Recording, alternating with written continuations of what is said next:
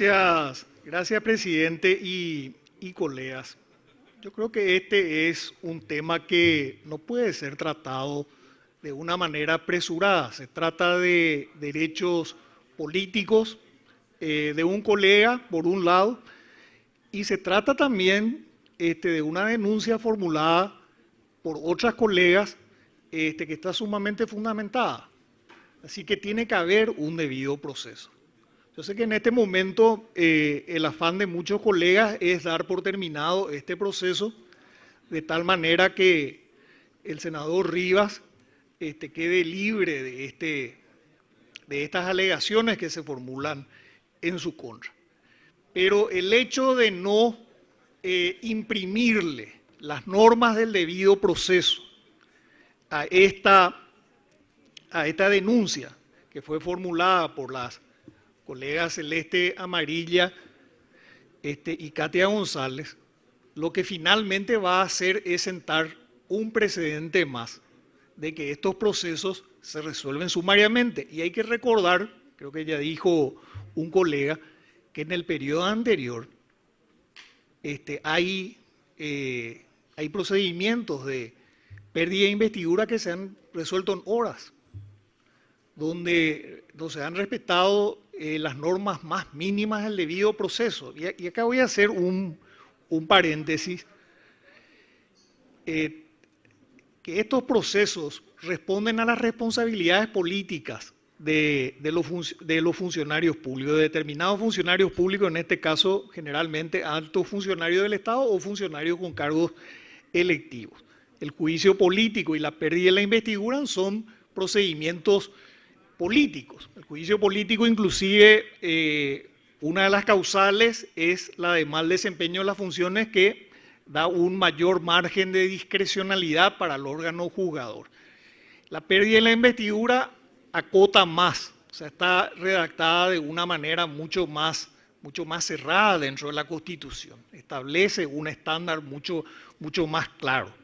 Pero en cualquiera de los casos, el hecho de que la instancia que tiene a su cargo determinar si un funcionario tiene que ser condenado por mal desempeño de funciones o en este caso por uso indebido de influencias, si bien deja un margen importante de discrecionalidad, no se puede confundir discrecionalidad con arbitrariedad. Y por más de que sea un proceso de naturaleza política, eso no implica que no se deban cumplir las normas del debido proceso y sobre todo que no se deba garantizar a la persona sometida a este procedimiento el derecho de la presunción de la inocencia, como dijo el colega anterior. En la Constitución comentada que escribieron Evelio Fernández Arévalo y los doctores Evelio Fernández Arévalo y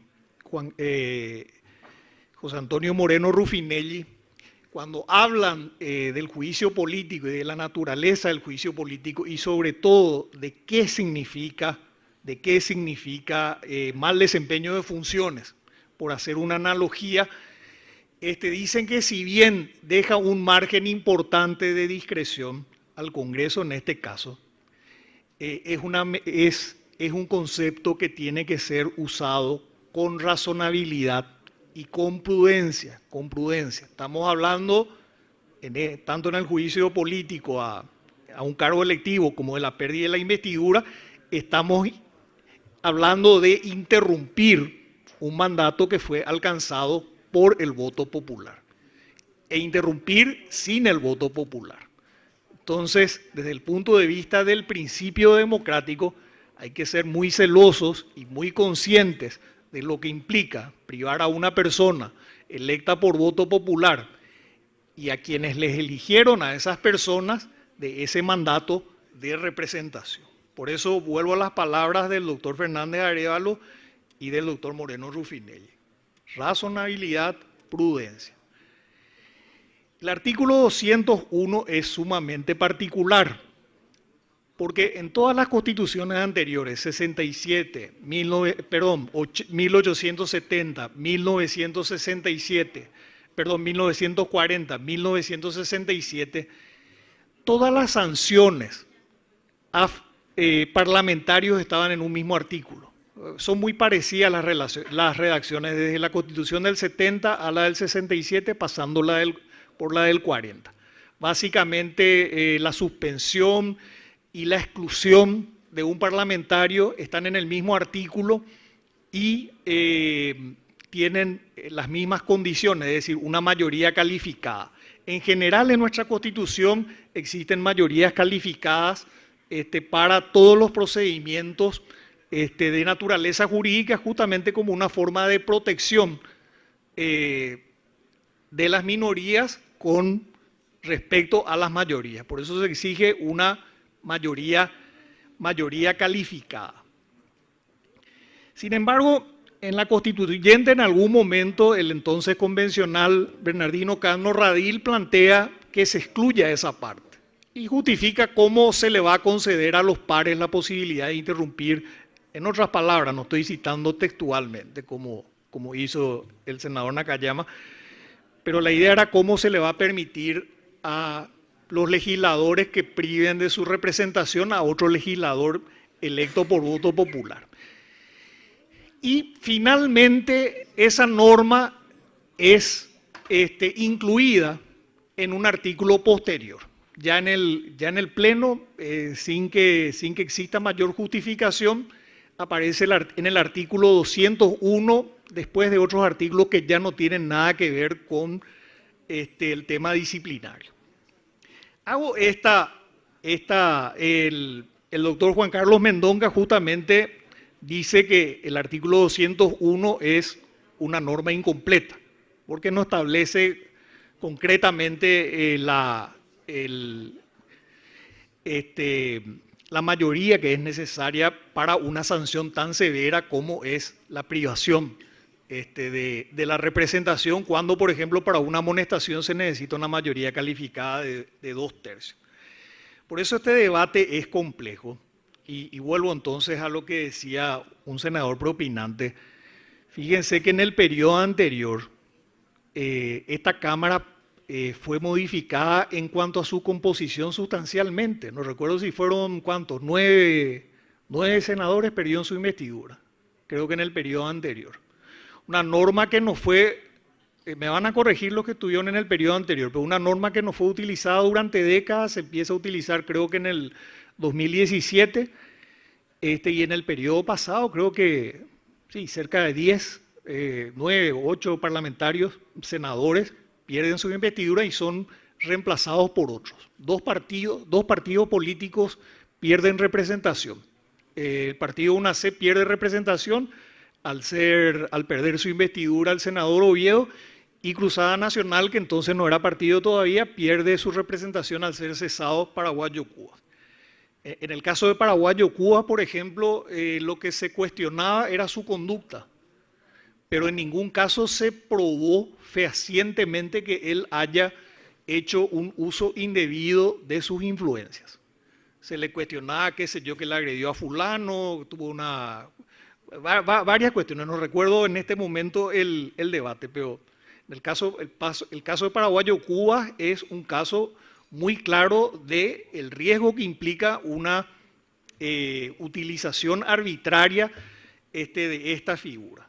Entonces, la Constitución establece básicamente, establece un estándar bastante importante. Tiene que haber uso indebido de influencias, uno, y tiene que estar fehacientemente comprobado. Ese es el estándar que establece nuestra Constitución, más allá de toda consideración.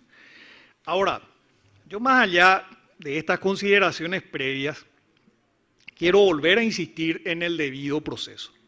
Los procedimientos del periodo anterior que terminaron, reitero, modificando sustancialmente la composición de esta Cámara, dejando a partidos políticos sin representación, se caracterizaron por su carácter sumario.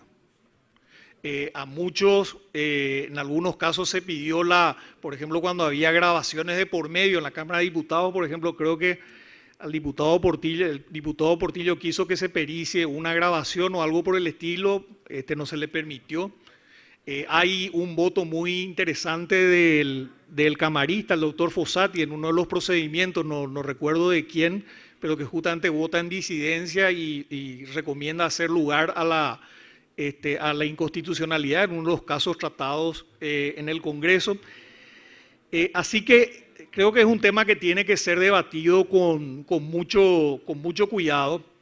Y yo no estoy de acuerdo que se tome hoy una decisión sin tener un dictamen de la comisión. En la comisión estuvimos creo que 5. Evidentemente se dejó sin quórum la comisión para que no haya dictamen. Yo recibí el descargo del senador afectado, recibí en la mañana de hoy, por supuesto no pude leer.